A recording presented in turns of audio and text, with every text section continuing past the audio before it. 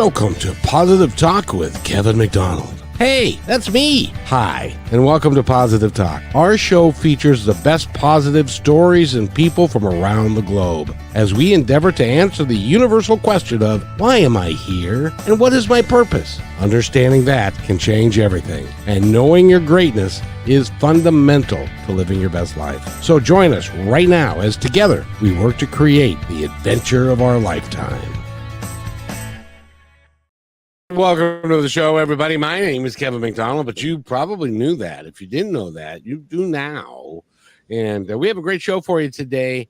One of the things that I like to talk about is being still, meditation, breath work, understanding how that can all benefit you in a myriad of ways.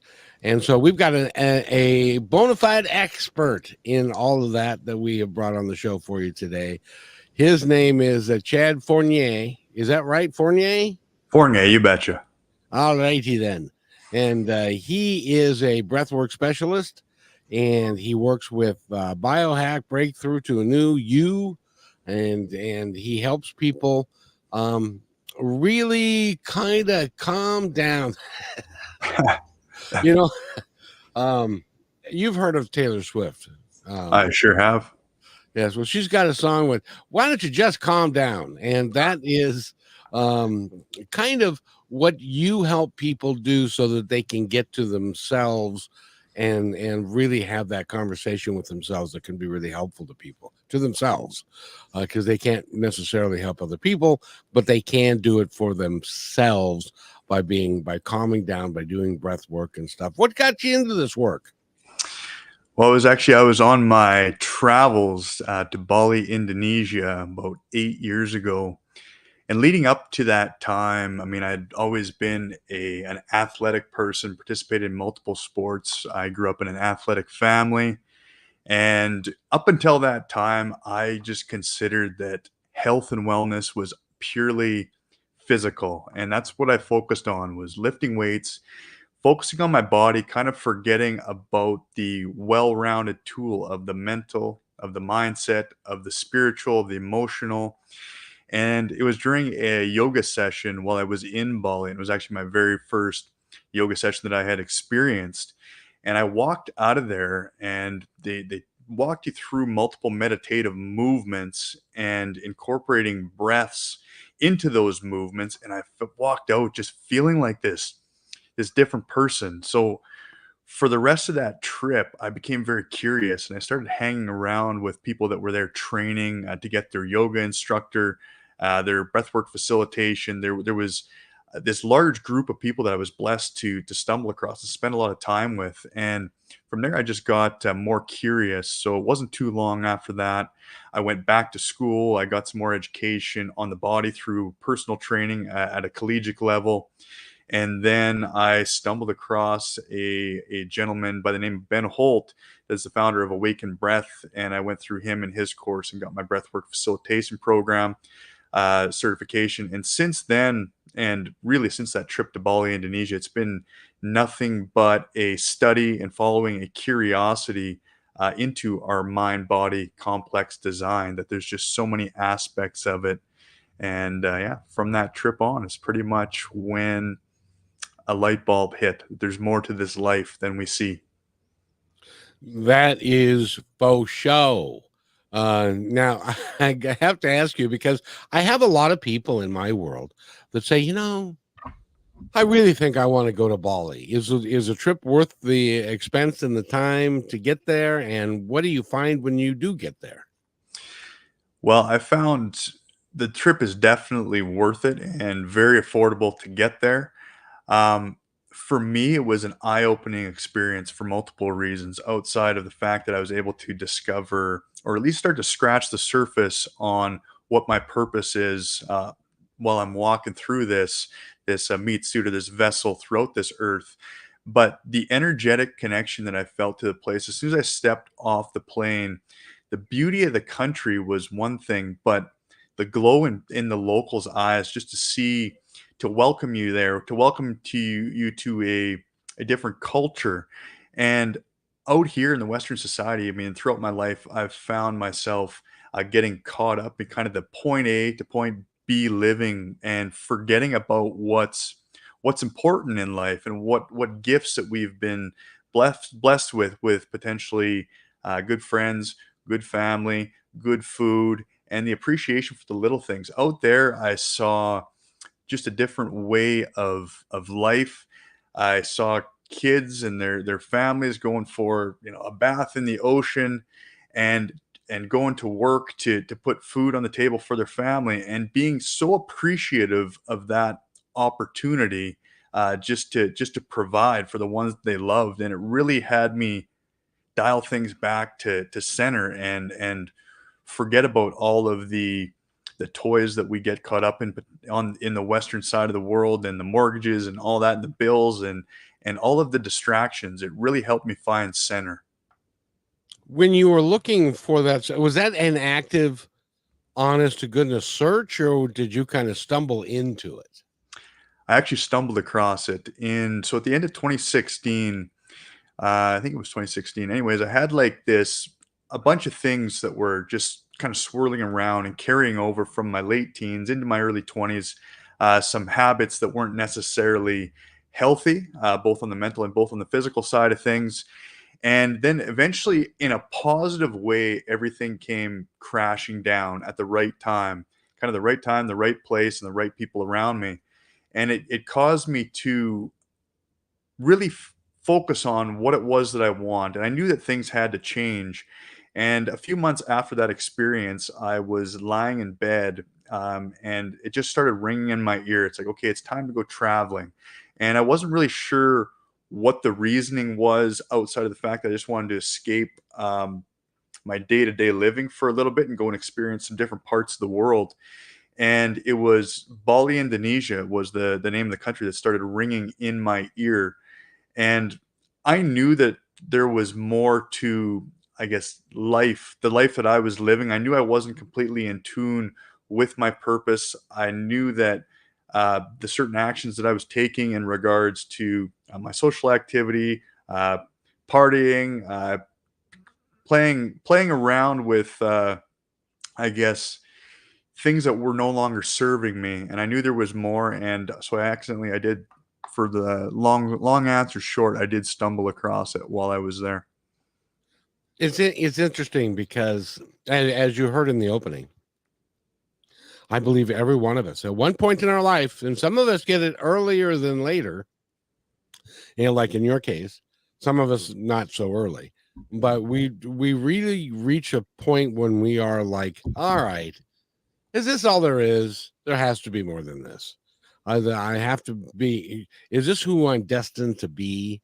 Like in my case, it was a chicken salesman, and in your case, it was a workout guy, and stuff. But there's a point in time when you get to when you really want to achieve more. You want to know more. And was that kind of how it was for you? Absolutely. And like I said, stumbling through, I guess, weaving through life, participating in different jobs, different careers, going to college for something that I knew that I wasn't deeply connected with. For the longest time, I was involved as a power engineer in the oil sands. I did things that were related to construction. These were all great experiences. But for me, waking up on the day in and day out basis, to me, at some point, work and life should just integrate into one, so that you don't feel like you're getting up and going to work. And at some point, we do have to be able to fund these dreams and fund these enterprises and fund these trips and put food on the table for our families and provide opportunity. But deep down, I knew that what I was doing was, I guess, it wasn't who I am, and at the heart, which is I'm super passionate about teaching people about health and giving them the tools to be able to create solid ground under their own feet in order to be a better parent, a better colleague, or just a better person in general. And when it comes to the breath, it's not that this is going to take care of all the bills. It's not going to take care of all the challenges in the relationship, but the idea behind it and finding that center and being able to hold the breath on the forefront of your mind and take away from all of those external distractions or micro stresses that come with life, the idea behind it is to make sure that you're always operating from a space of center. And as soon as I found that, it's just been my calling to share that gift with others on different facets of their life. Now I got to ask you, and I don't know, you don't have to answer this if you don't wanna. But when you made this fundamental switch and the switch in your life and sought more balance and with the breathing techniques and stuff, did you find that you were being, for lack of a better word, kind of led by your inner soul, your inner your inner peace, maybe your spirit guides or maybe your angels or whatever, however you want to call it? We Did you find that you were being kind of led down this road and that everything that has happened to you since is kind of in line with that whole concept of learning more about who you are and then acting upon that and then having things just kind of show up magically in your life? I feel like it was definitely a divine connection, connection to a greater source, a spirit, a universe, God, sun, whatever a person believes in. The earth, or sorry, the air that we breathe is our prana, our connection to life's force. So as soon as I was able to, like I said, participate in that life changing at that life-changing event that was as simple as a yoga class, I definitely felt a deeper connection, a stronger sense of who I am. And when I was called, we'll call it, to go to Bali, Indonesia, I'm telling you, I'd heard of the country, I'd seen some pictures, I knew it was, but when I heard that ringing in my ear, it was so clear that I could hear a voice in my head saying Bali, Indonesia. And from there, I felt especially when I stepped off the plane, I felt a greater presence. I felt like I was supported. I felt like it was bigger than just me. And I think at some point we do have to look at things if they are beginning to collapse around us, and we are holding a limiting belief of I'm in charge of everything in my life is true to some extent, but holding up a barrier against any sort of belief that something outside of you is guiding you in, and whether you are a religious person or a spiritual person or an atheist or whatever that looks like, the understanding or the concept that there is strength outside of you, and on a universal level we have gravity that's holding us against the earth. Without the sun, there's potentially no life on earth. I mean, just having that understanding that anything is possible and that you are being guided to some extent, whether it's by your higher self or any sort of higher energy, it's been crucial to my path to just put down those barriers or blockades that I may have had around them at one point.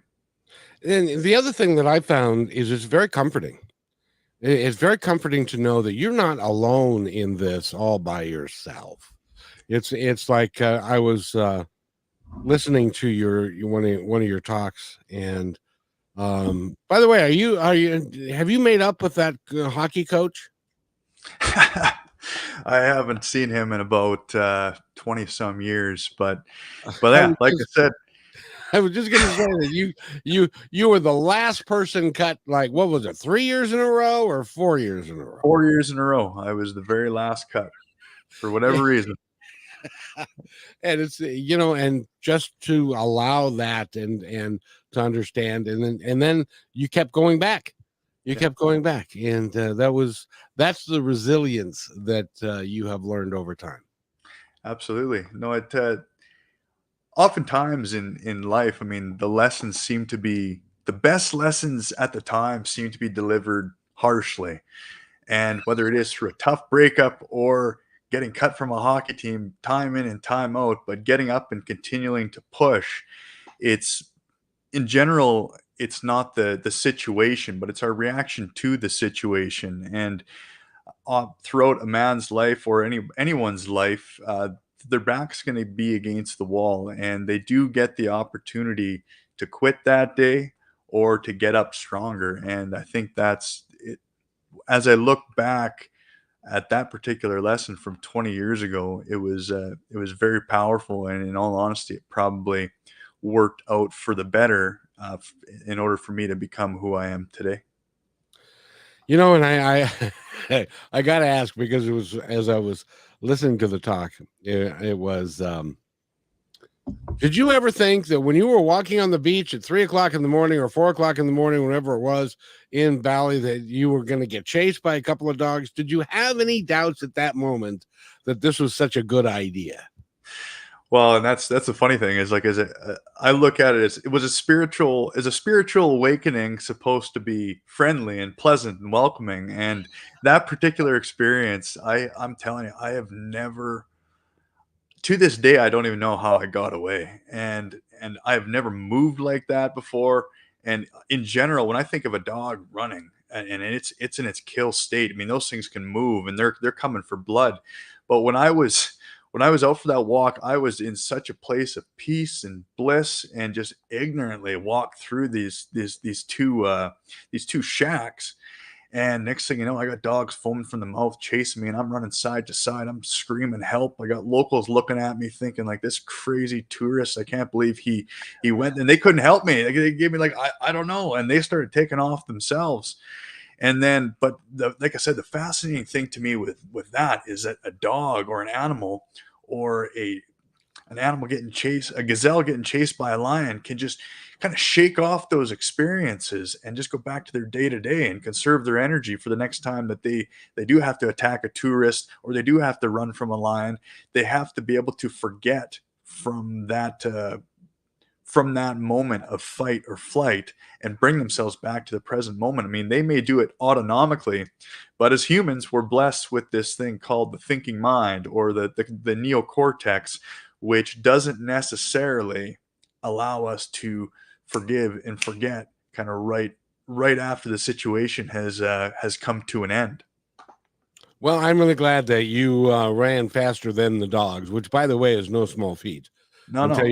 you got into the water, and then the dogs are kind of like, okay, good, we've done our job, now we can go back to bed.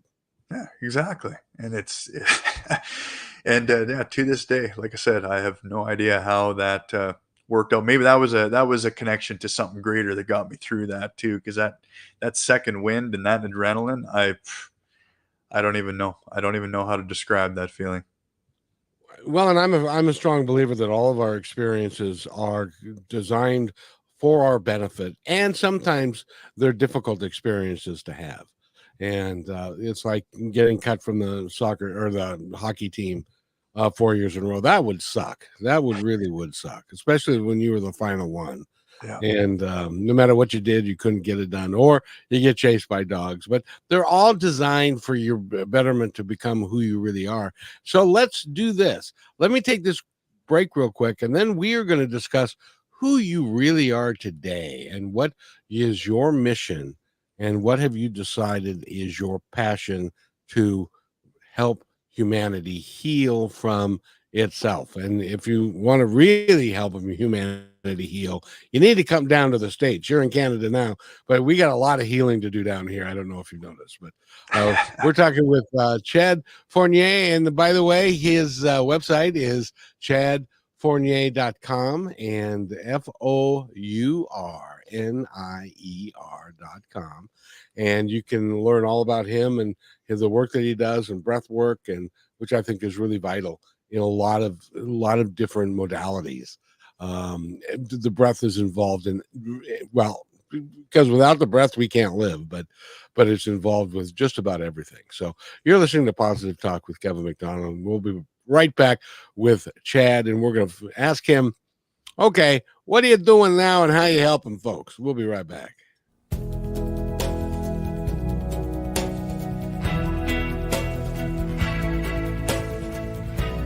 They have your eyes. They have your ears. They have your smile. Now all they need is a little more of your time. Make a difference in your child's life, because anyone can be a father. It takes time to be a dad.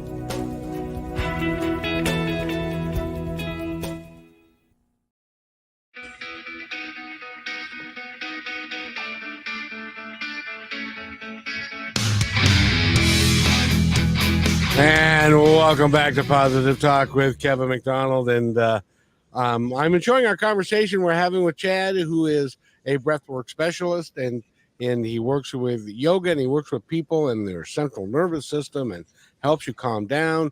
Help you calm down. That would be a good thing for our country right now. Just calm down. And in any event, so tell us what it is that you're doing now, and how are you working to help humanity? So what I'm doing right now is I am working with some people one-on-one. My programs are all breathwork focused, as I look at breathwork as the pillar that we can, or sorry, the fuel that we can implement into all pillars. I have, and myself, like on a personal level, I have overcome things such as anxiety and depression and all that sort of things that have just come with the micro stresses that have been built up over life. I mean, at the end of the day, we're all exposed to the elements that come with life. And so I guess the big thing that I do teach people from the get-go, right out the gates, is how to retrain your body how to breathe. And it sounds crazy, it sounds wild, and people who have heard me talk about this are going to get tired of me saying the same thing, that your body might have actually forgotten how to breathe. Now, naturally and biomechanically, we are wired to breathe a certain way. A newborn baby, their stomach expands, everything else is stationary. And throughout time, we begin to create restriction around our diaphragmatic muscles, and we are no longer allowing our lungs to complete the full cycle of air. And in a lot of cases, adults are only utilizing about 25% of their lung capacity. And in a lot of cases, that because they're not using the entirety of their potential in that organ, they are often exchanging just oxygen with oxygen. They're not, like I said, creating that proper exchange, which 2/3 of your oxygen and CO2 exchange takes place in actually the bottom third of their lungs, your lungs and my lungs. And if we're not giving our bodies the chance to make that proper exchange through slow inhales, holding at the bottom, and slow exhales, we can create a system that we are actually over breathing, which can also lead to mouth breathing. Now, mouth breathing is also a major cause of stress for multiple reasons. You see, when we go in through our nose, we also moisturize the air, but we're also creating a restriction that goes down in through our respiratory system and allows just the perfect amount at the perfect pace to enter the body. And when we exhale slowly, it's actually the CO2 out that is relaxing your body. So if I'm taking short breaths, I'm creating an oxygen enriched environment, which I am then overstimulating the body. I'm getting it ready for sport, and I'm releasing a ton of adrenaline. And oftentimes people, if I come into work, how many people, if they can just ask themselves this, how many people have come into work after a weekend or after holidays, sat down at their desk, and they got 79 emails, maybe 179 emails, and then oftentimes that restriction, they'll start restricting, and they'll eventually be not breathing. And they're obviously, I mean, for our brains to function properly on its highest, most optimal state, it needs a lot of oxygen. So all of a sudden we're creating that restriction, and we're releasing more stress, and we're all ready to head back on the vacation that we were just on, which we're supposed to be back at work and being refreshed. So just teaching people how to utilize their diaphragm to actually create that proper expansion, so the entire capacity of your lungs can be utilized, and your body will eventually take over. It's like muscle memory, and eventually you're breathing like a baby in your sleep. And another major link to longevity from the Framingham study, which has been a study since about the 1940s, but in the 1980s they took 5,000 test subjects and tested them over a couple generations, and they found that the major link to longevity was not nutrition, which is very important. It was not physical activity, which is also very important. And it was not genetics, but the major link was lung capacity. And in America, this is now this information is kind of the science-backed information of breath work is making its way over to North America. I mean, this has been practiced in more ancient times and hundreds of years by yogis, but it's making its way over here, and it's about time, because this is something that should the basic relaxation state of breathing should be practiced from a young age, and the awareness of it, the simple awareness of consciously holding the breath on the forefront of your mind, that alone, without actually performing a proper breath, is going to start to take away all the externals. If we hold it on the forefront, my breath is right here, it doesn't leave room for anything. It's like if you have that pounding question of what's my next task, what's my next task, what's my next task, then all of a sudden everything starts to get sporadic. But if there's just one thing you got to focus on, and that's exchanging oxygen and CO2, and which your body will do automatically, you just got to give it a chance to. That's also a really, really important part of meditation. That is breathing out, breathing in, breathing out. When you do a meditation, when you teach that, is it breathing in through your mouth and out through your nose, or vice versa? And what's the best way to get into a relaxed meditative state?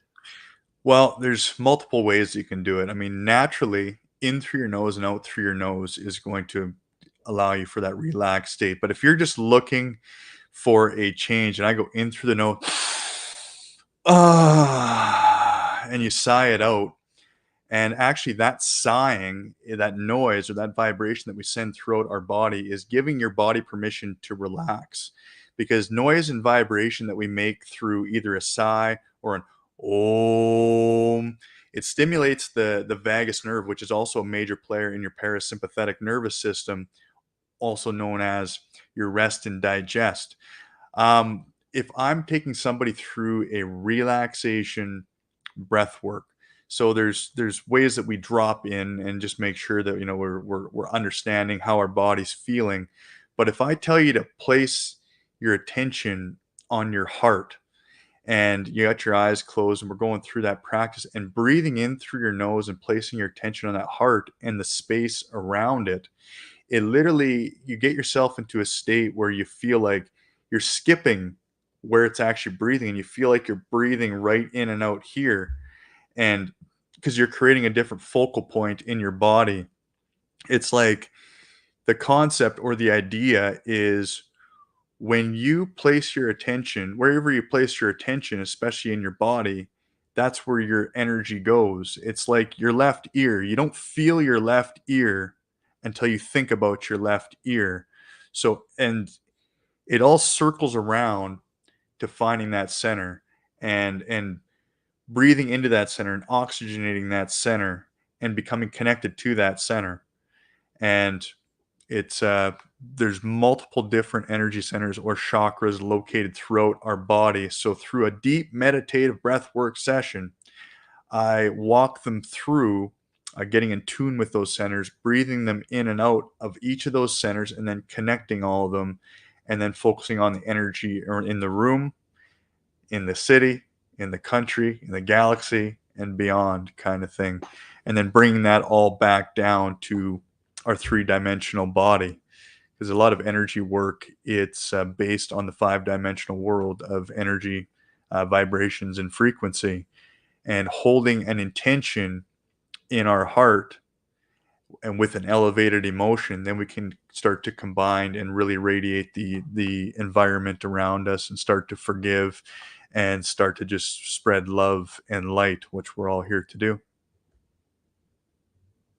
The interesting thing about that is that, and I don't know how it is for you and your classmates, but around here, everybody's so busy. We're doing busy things. We're doing this and we're doing that, and we're picking the kids up, and we're shopping, and we're working, and we're trying to figure out how to keep our house clean and all that kind of stuff. when do we have a real tough time quieting our mind? When we take a break, I'd love for you to walk through a little bit of a process on how you can say to yourself, shut the hell up. I want you to be quiet here for a moment or two so that I can find something of deeper meaning within myself for me to live my life a little bit better. Again, we're talking with Chad Fournier, and he's got a website, chadfournier.com. And I do have to say, you really should put your shirt on when you're running here, because it's just not fair. So, but you've worked very hard at it over time, and that's how that works. You're listening to Positive Talk with Kevin McDonald. We'll be right back after this message. You're listening to Brushwood Media Network, the best in syndicated talk, news, and entertainment shows. As you go about your daily life, look closer. As you gather with family and friends who love and support you, look closer. There are youth right in your community who don't have the home, warmth, and healing you have. So look closer. Every year across America, a staggering 4.2 million youth are homeless or trafficked. And for 50 years, Covenant House has worked relentlessly to keep them safe and protected. Tonight, 2,000 young people will sleep safely in a Covenant House bed. And tomorrow, they will wake up surrounded by love. They get clean clothes, hot meals, medical care, and a safe place to sleep. 24 hours a day, 7 days a week. In sites across America to help them fulfill the great promise of their lives. So look closer at Covenant House. To help or get help, go to covenanthouse.org. And welcome back to Positive Talk with Kevin McDonald. And we've got a great guest for you today. And he's going to try, we're all both going to try here now to get you to, shut up and get your mind to be quiet. Get your mind to be quiet so that you can actually receive the information that you are destined to receive. And it's really, really hard sometimes for some of us to. I have an older son. He's slightly older than you, and which is really frightening. But anyway, he's slightly older than you, and he'll say, "I didn't sleep last night." I said, "Why?" And he said, "I couldn't get my mind to shut off." And I said, "Have you tried meditation?" And he said, "Oh, that doesn't work." I said, "Have you tried meditation?" "Oh, it doesn't work, Dad." "Have you tried it?" "No, I haven't tried it." Well, maybe you should. Maybe you should find somebody who can help you with that, because quieting your mind is, I think, next to godliness, because that's as close as you're liable to get. But I would love for Chad to explain to us how he helps people quiet their minds so that they can get out of their own way, so that they can do the things and live the life that they really need to live. Chad, it's up to you. Well, the first thing when I'm working with somebody, it depends on, I guess, the depth of what we're doing. And something that was very effective for me was to do this exercise called the brain dump, which is quite common in the writing world. And that is simply sitting down and writing down every thought that comes to mind. Boom, boom, boom. And this can be done over days, because when you first begin this exercise, a bunch of things are going to come to make sense. And when I first started doing this, nothing made sense. It was just coming to me, and you're making space for the important stuff. And then eventually things start to condense. Eventually things start to look a little bit better. And this can consist of writing down your to-do list, your grocery list. I mean, when I look at, for myself, I don't have kids. I don't have a family. So if I go for groceries and I accidentally forget something, it's like, okay, no big deal. I'll go back and get it. But somebody who has 3 kids and a wife at home, the kids got to get to bed at a certain time. It's like, you being consistent, you having that ability to go and execute that task properly with a clear mind is actually very important, that is executed well, so you can get back in time, I guess, without forgetting anything, but to make sure that and when we're clearing our mind and we're making more space for more important things to come in, we set an intention. So, and before any sort of meditation or breath work, there's always an intention. What are you looking to let go? And again, it can be used on multiple writing exercises to make sure that everything is captured. So the idea is to empty the cup in the first session. Generally, if I'm working with somebody, it's going to be on two packages, two classes minimum. And the first one is going to be to empty the cup, and the second one's going to be to fill the cup back up. And once we find it that we can begin to empty all of those past experiences, at least put them on paper, it's such a start of scratching the surface.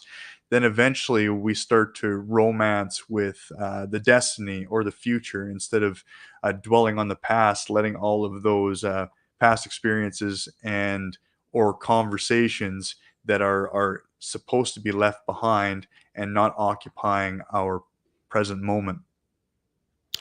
Do you find that when you are in a deep meditative state and you have cleared your mind so that, you know, yes, we all get those thoughts, but if you get them, dismiss them, get them, dismiss them. And eventually they start happening less and less. Do you find that that allows space for unique things to happen that you had no idea were possible? Like um, a moment in time where you get an epiphany or what we would call a download.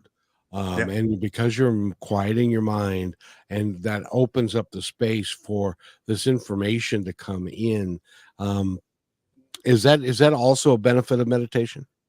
Absolutely. So there is a term called metacognition where we don't begin to just become aware of our thoughts, but we begin to understand our thoughts. And during meditation, if everything is clear and you are completely present, or there's been times where I lay down and I'm about to go to sleep. So I'm about to enter my dream state. And that's when some of the best ideas come through because nothing else, you're not in a very awake state. And the idea of meditation behind the music and the guidance behind it is to get you into that state. And if a person is having troubles meditating or having troubles overcoming the bearing thoughts that they can't sit still for a meditation or a breath work session, it's the idea is to, even if your body or your ego is going to tell you that it's time to move, that you've tried long enough, it's like the idea is to sit there just a little bit longer, and then eventually your focus muscle gets stronger. It's just like anything, you work at it. And for myself, I mean, through meditations, I've had out of body experiences by implementing certain breathwork practices that have given me a transcendental experience. And when you get really good at it and get really in tune with it, um, and we are able to, I guess, for lack of better words, control that state and be able to manipulate that state, that's when the thinking mind can begin to separate and giving your body its innate healing power back or its autonomic function back. Breath work is often thought of as well as a relaxation methods, which is very true. But there's also a state of, or sorry, a practice called sonic neural or some somatic practices that are actually very intense. And the first 10 minutes are very, very intense. And it over oxygenates your body and expels all the CO2 out, changing the chemistry of your genetic makeup, basically. And then that thinking mind just shuts off, and people go into out of body experiences and start to release a lot of energy and then maybe even trauma throughout the body, and they start to see things because all this information that's stored in our body and things that are coming to our conscious mind through the thoughts that we are not able to control, it's all information that is stored somewhere within us. So sometimes to get the actual release that we do want from our thinking mind, there are very intense practices, not necessarily the relaxation. So sometimes we got to, I guess, crawl through the trenches before we can find that relaxed state. Have you heard of something called, do you know what a transducer is? Yes, transducer of energy, you betcha. And explain that to the audience, please. So As far as, well, there's also the transmutation of energy has been a big topic of discussion, but like a transducer of energy, if there's something in the field, or if there's something that's coming down that is powering your house, say there's an electrical current that is being created, that is sent through, and it's being transduced to create the electricity into your house. So it's bringing that charge down to whatever is required.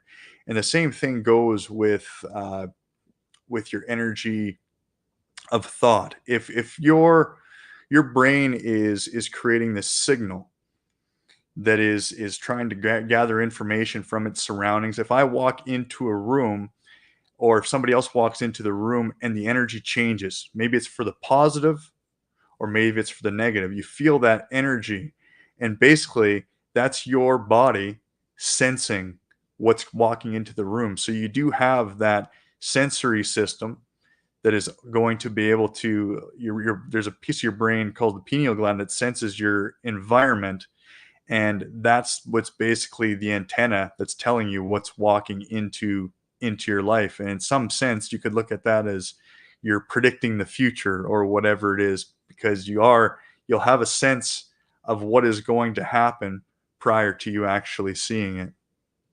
You know, it was interesting because my son, who is a right-brained individual because he's a diesel mechanic, and called me the other day and he said, "Why didn't you tell me?" And I said, "Tell you what?" And he said, "What about transducers?" And I said, "I have no earthly idea what you're talking about." And he said, "I'm listening to another podcast, and this gentleman is on there and he's talking about that your brain is nothing more than a giant transducer, because what it does is it takes the information that you provided, it turns it into energy, and then that energy is sent somewhere else, and then also you get energy back from that." And he said it's kind of like your microphone. So I'll use the microphone as an example. There's a transducer in the microphone because I'm speaking into here, but it translates that into vibrations. Then the vibrations, if it's a wireless microphone, the vibrations are then sent to another transducer, which is in the same frequency, and then it is recreated back into sound. Does that make sense? Hmm. Absolutely.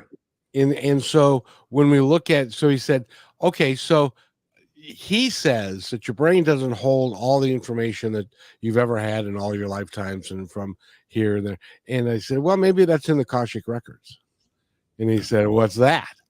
And I said, those are records on the other side of your entire existence that houses all of your things. So maybe, just maybe, this is a hypothesis of mine, is that our brain is a transducer. It sends that information to the Akashic records and other places, and then that is translated back to us when we need it. And so, or when we have a download, or when our guides want to touch us or something, or it's because we are accepting the energy and our brain is changing that. I don't know if you know who John Edward is.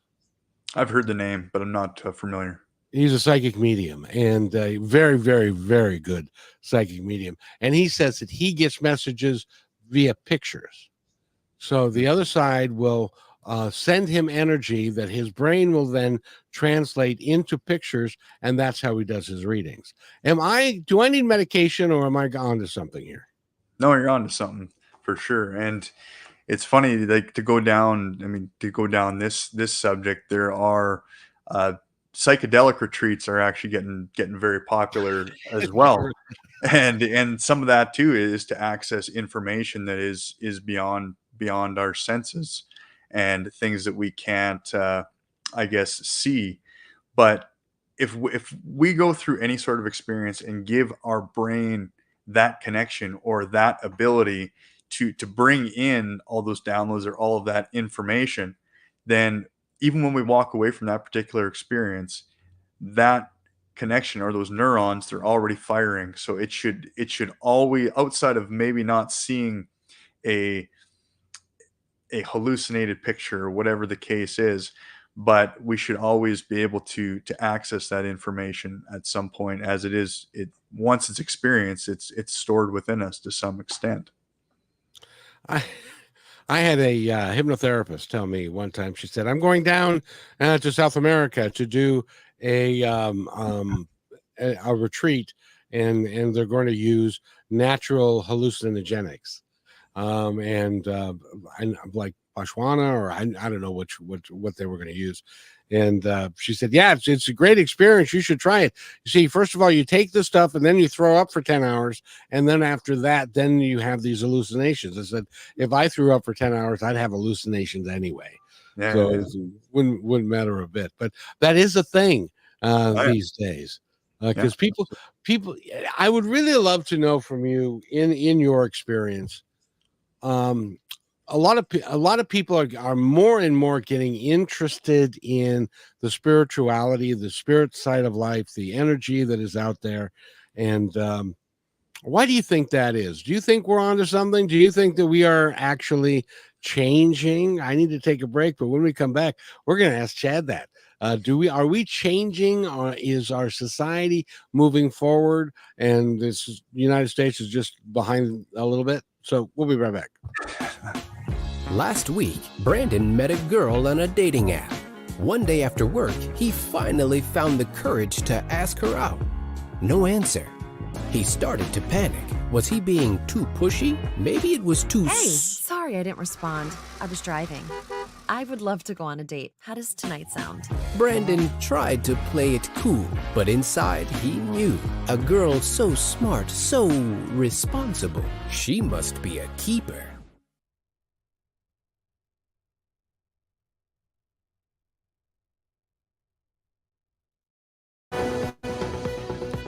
It's kind of a weird song to play. Anyway, we're back with Chad Fournier, and that's make sure that I get it right, because I'm known for massacring names. Fournier is correct. Is that right? Absolutely. You bet. Awesome. And go to chadfournier.com. You can get all the information about him. And I was busy. I totally forgot what I was going to ask you. What was I going to ask you? You asked me if humanity is evolving. Oh, yeah. Thank you. Yeah. Is it? I mean, I think people are becoming more curious simply for the fact that they are seeing others achieve greatness. It's like that 4-minute mile effect. As soon as somebody saw that record is breakable and it's achievable to get it underneath that time, multiple people started to break it. So I think the same thing with consciousness and awareness. People are going through certain programs and seeing whatever the results look like, or whatever the intended program is supposed to get people to whatever level. And then people are becoming more curious, and also the teachers or the educators, they're also learning from somewhere as well. So I think the depth of the questions and the knocking down of the barriers of the matrix of what belief systems were implemented into us just naturally throughout growing up in society itself, people are starting to be open and looking at things from a different lens. And I think that's been a major player in the openness to evolution. If you'd have told me 12 years ago that I would be putting all my focus and energy towards breath work, I would have told you were crazy.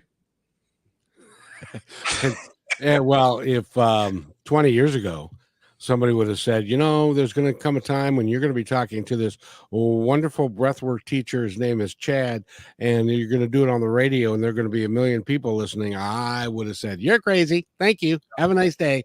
Take some medication. But I wanted to, because I'm a little older, there are a lot of people that don't know about the 4-minute mile. Let me explain a little bit. There's a guy by the name of Roger Bannister, and he was a miler. And now they do it in centimeters or in stuff. But in those days, it was the magic number was the 4-minute mile. Everybody wanted to get to a 4-minute mile. everybody had an opinion about getting to the 4-minute mile. There were doctors who said the human body physically cannot move that fast, and the 4-minute mile is unattainable. And there are other people that said, well, we haven't got there yet, but we're going to try. Well, this guy by the name of Roger Bannister, I believe he was British. I could be wrong, but he did the impossible, and he broke the 4-minute mile. And it was a big deal. It was news all around the world because it had never happened before, and nobody thought it could happen. So he broke the 4-minute mile, and within 6 months, there were 3 or 4 other guys who also broke the 4-minute mile, proving that it was an artificial barrier to begin with, and we are only limited by our belief system. And if we believe we can do something, we can. Have I misrepresented that story at all? No, it's perfect. It's kind of like there's actually the bumblebee effect as well, where the wings on the aerodynamic scale for a bumblebee are theoretically too small to carry the body of the bumblebee, but the bumblebee is not aware of that concept, so it flies anyway. It's much that same concept, but you nailed that on the head with the 4-minute mile. And it was I mean, because I was alive when that happened, and it was a big deal. It really was. And but that just goes to show you that you can do, and these are some of the things that you in the last dozen years that you've learned. You can physically, mentally, spiritually take care of yourself, and really get to a place where you really didn't even know it was possible to be where you are a dozen years ago, did you? For sure. No, and I didn't think that, as far as, raising your vibration, as a saying, keeping everything positive and increasing and elevating. I didn't, I would have thought you were crazy to think that your breath, breathing, I'm breathing fine. I'm doing this, I'm doing that. But to have that ability and that source just available to us. And if, like I said, if you would have told me that, there would have been a time in my life where I'd have said, I would just shrug my shoulders and walked away, much to the likes of what if depending on where a person's at in their journey with anything. There's so many concepts that if we just shrug our shoulders and be like, oh yeah, well that's easy, and then walk away and don't do it. To know and not do is in some sense to not know anyway. But a lot of the simple concepts for us to elevate our consciousness or to just bring our awareness or increase our health or improve our sleep quality or whatever the case is, a lot of the things are simple actions that we do not take. And because no man is an island, we depend upon other people and other forces around us sometimes to help us out. There was a story of I don't know if you know this guy, but there was a story about Thanksgiving, and they had what was called the Turkey Bowl. And the Turkey Bowl was done like on the Friday right after Thanksgiving, and it was an annual thing, and people brought their kids and their family and stuff. Well, and this guy played, and then he had people walking up to him and saying, what, Chad? Said, you need to get it together. You are not going to be a sad story. And that was the time that he decided that he was going to turn things around. And that was a divine intervention by your family and friends who love you and care for you and wanted to make sure that the best was that you were going to get the best. And sometimes we all need that. Sometimes we all need we need the right people to show up at the right time. And it goes to show just the transition from wherever we're at in our life. It's important to listen to the messages that come through people, that come through the environment, that come through social media. There's always a hidden message or a hidden agenda that I guess we could say is your connection to your greater self, sending you a message or a bump or a nudge. It's just up to us to catch those. And when we do begin to, I guess, surrender and completely lay back and wait for those messages and take action when they are clear, that's when things can begin to shine brightly. And I want to make sure everybody understands this. sometimes in my perception, in my world, and I've seen it played out at least 3 different times that I'm aware of, that there are people that enter your life and they enter your life for a specific reason. I believe it's a contract that you had with them before you even got here. And the way it works is like this. I had a friend that I met right when we were beginning to go into kind of a spiritual journey to learn about meditation and breathing and relaxation and spirit guides and all of these things. And he came to me one day and he said, we need to do a television show to talk about all the things we're learning. And I said, well, I'll look into it. Couldn't do that, but we could do radio. I haven't talked to that man in 20 years. He came into my life. He got me on the path of doing radio, which I started doing and have been doing since 2003 off and on. And I haven't talked to him in 20 years because he had his own agenda of things that he was going to go do. But he came and on his way stopped by just to help me, push me. I had no idea that I would end up doing what I'm doing, but he helped me to do that. It happens to us in a lot of those ways. I'm very jealous, by the way. You want to know why? You are so young. You've got so much ahead of you, so much that you are going to be doing over the course of your life. And as your journey continues on, you're not going to end up being where you are today. This is just part of your journey. And congratulations on a exciting journey and a life well lived. Absolutely. I look forward to many, many more adventures. Yeah, it's really not fair. Oh, you got lots of life left in you, Kevin. I can feel it. Well, I've had lots and lots of adventures, and I'm going to have lots more. But it's just I look back and I go, I want to be 30 again, But what do you do? But I would not be the guy I am today had I not had all the experience that I had. So it's wonderful to talk to you, sir.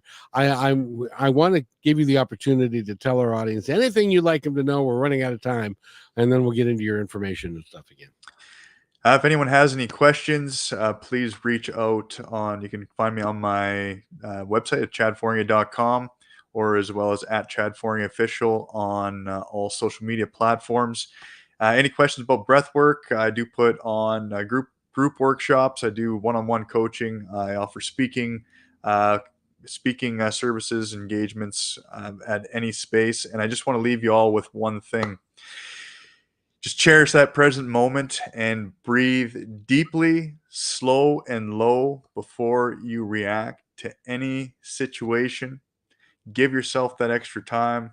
Even when someone cuts you off in traffic, just be thankful that it didn't end up worse. And then your reaction will create a chain effect throughout.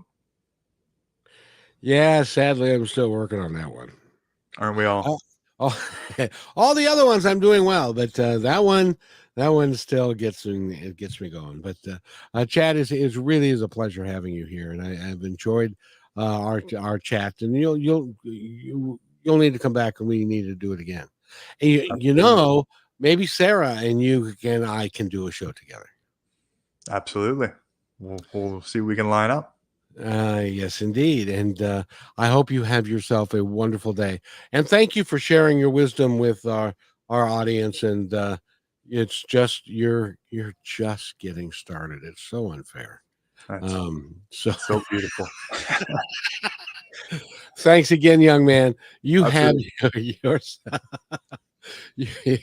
You have yourself a absolutely wonderful day, and have a great weekend too. You as well, Kevin. Thanks for having me. Appreciate it. You betcha. Hold on right there. Thanks for listening to this episode of Positive Talk with Kevin McDonald. Our purpose is to provide everyone with a positive, entertaining, and educational experience. I would love your feedback and comments about the show, including possible topics and great guest suggestions. Please email me at kevin@kmmedia.pro. And remember, be kind to one another because each other's all we've got. That's Kevin at kmmedia.pro.